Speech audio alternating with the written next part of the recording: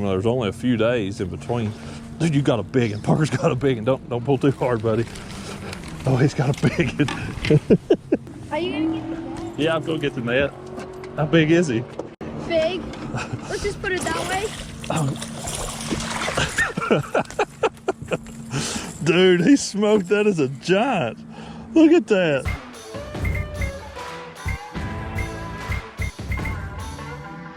Hey everybody, welcome back to the December edition of Pick 4 Baits. And we're kind of getting down to the end of the year. This has been the first year doing this. It's been a lot of fun. I hope that we have been able, to help you all in your fishing and making decisions before you head out on the water. And hopefully you've been successful. That's the end goal with this deal.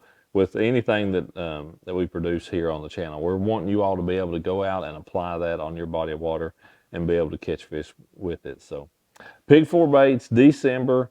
There's a lot of different stuff that I really had in mind as to what I should put into these 4 baits, or kind of what I was thinking.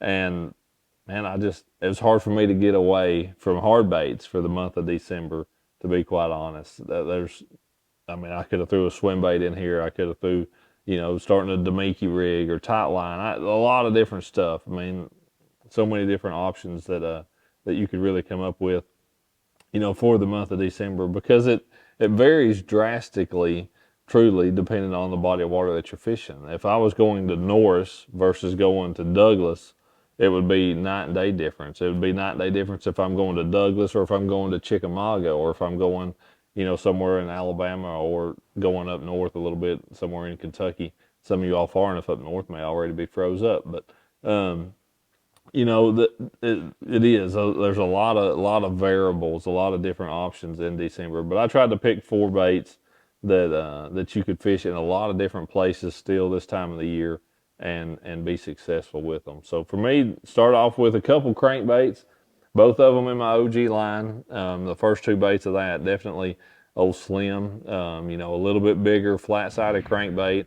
I think of throwing this thing on 45-degree banks, steep banks, those type of places where those fish are kind of setting up in that transition, and that water temperature has definitely cooled off enough now to where that flat-sided crankbait is going to be shining over something that's got a lot more aggressive kind of action in it at this point in time during the year. So flat-sided crankbaits definitely start to be king, and if I'm fishing a little bit deeper, Slim is going to get the nod. But if I'm up really shallow, like I've been known to be, especially this time of the year, little Tiny's going to be the one that gets it done.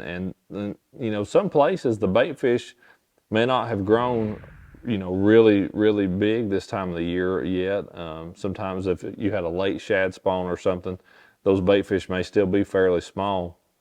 And I think sometimes those fish, as that water temperature cools, they just don't want quite as big of a meal anyway. So you can generate a lot of bites sometimes this time of the year with a little bit smaller bait like Tiny. And on Slim, showed you a mossy crawl color, that chartreuse with a brown back, bright orange belly. Very good dirty water color in that particular bait.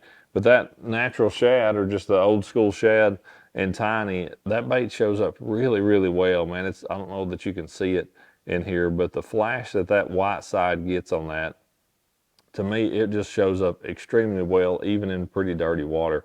I'll throw this color if I've got a foot of visibility, or if I've got 3 foot of visibility. I have just absolutely creamed them on that in the fall and kind of early winter part of the year when those fish are keyed in on bait.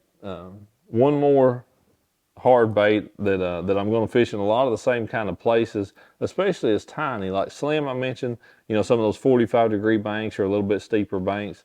Tiny, I'm going to fish it in a lot of those flats, anywhere where those fish are still up shallow, flatter banks, those type of places. That's probably where I'm going to be fishing Tiny. Something else I'm going to fish in those flats is a lipless crankbait. This is the Storm Arashi Vibe, my favorite all-time lipless crankbait, the one that I used in the Classic in 19 to win that event. But I love that Arashi Vibe. I really like the sound of it.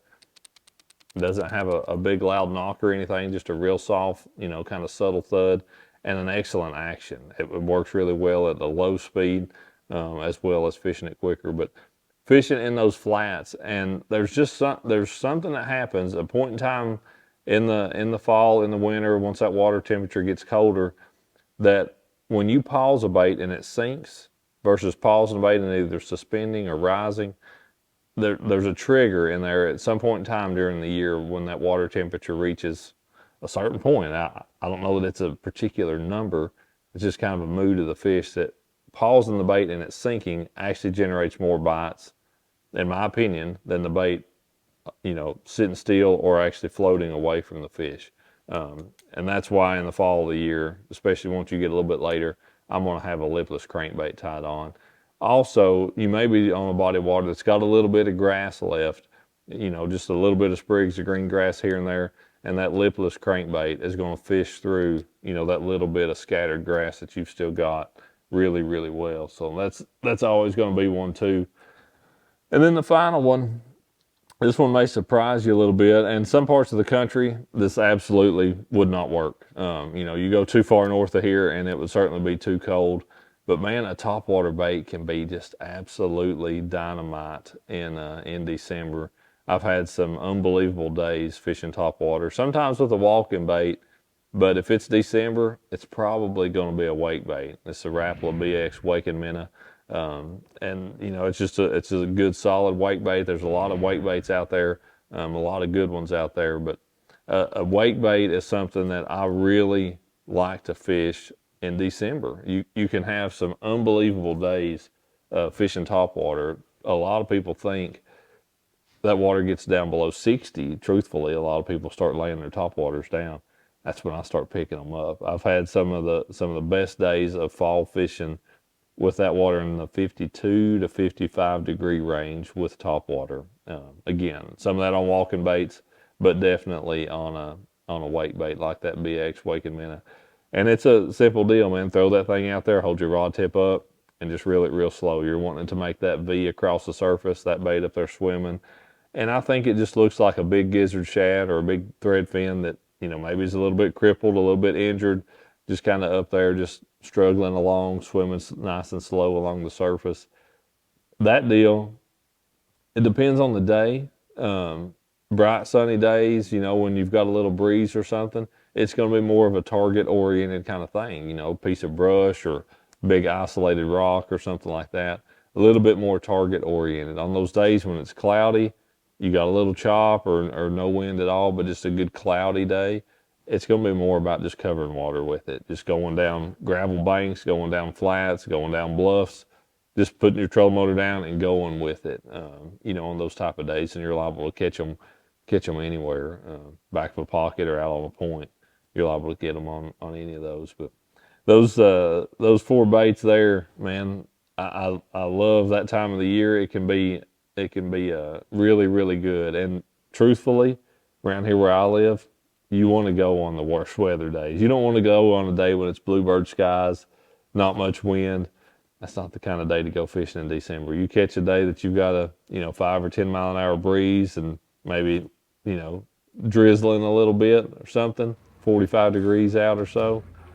That's the kind of days you can absolutely load the boat in December. So take those four out there. Don't be afraid to fish really, really shallow. I think you'll like what you get.